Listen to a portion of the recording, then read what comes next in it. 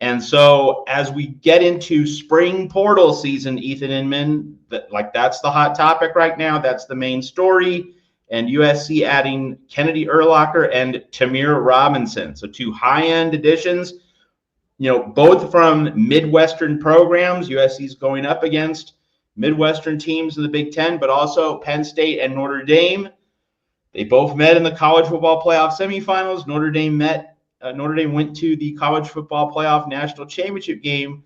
So these are high-end additions. These are significant portal pieces. These are not leftovers. This is not USC men's basketball. No, USC is getting these choice cuts for the football team on the roster. So Ethan, your initial reaction to these two portal additions for USC? Yeah, I feel similarly to you. I'm really excited, Matt. I think, Tamir Robinson, he's a linebacker from Penn State, 6'3", 232. So he's a big guy. And he's had a lot of action at Penn State. It's not like he didn't play in any games. He played in 14 of their games. The stats don't really jump out at you. He only had 11 tackles and a tackle and a half for loss and half a sack. But like you mentioned, he developed in a bigger program.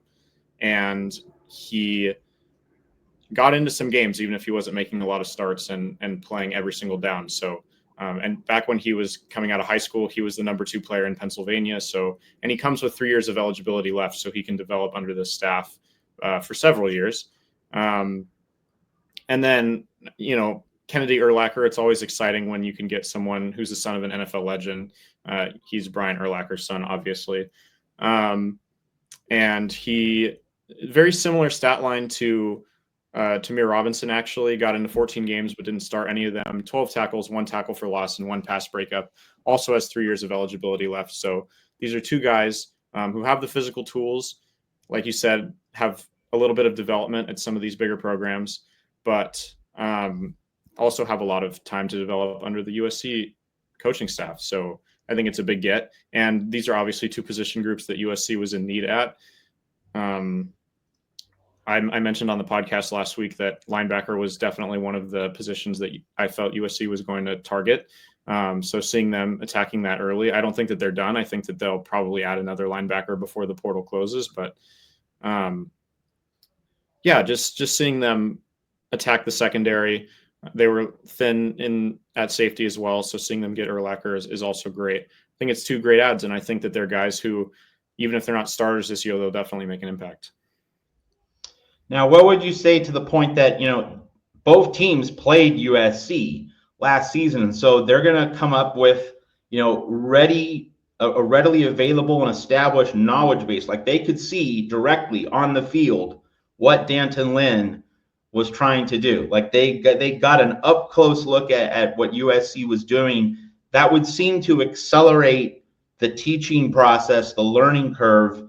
These are not situations where D'Anton Lynn and Rob Ryan and Doug Belk are going to be starting from ground zero. They're going to get guys who have already been coached up to a considerable degree. And of course, so at Penn State, Tamir Robinson had Tom Allen, a fine defensive coordinator who's now relocated to Clemson. And of course, Notre Dame, had an elite defense. We saw what Notre Dame did to Georgia under Al Golden in the Sugar Bowl before then beating Penn State, getting to the national title game. So I'm thinking, Ethan, and I want to get your thoughts on this, that these guys, they're not going to be projects in the sense of they're blank slates and they have to be coached up from the bottom. No, these guys already have a substantial football IQ and are going to know what to do and how to apply it.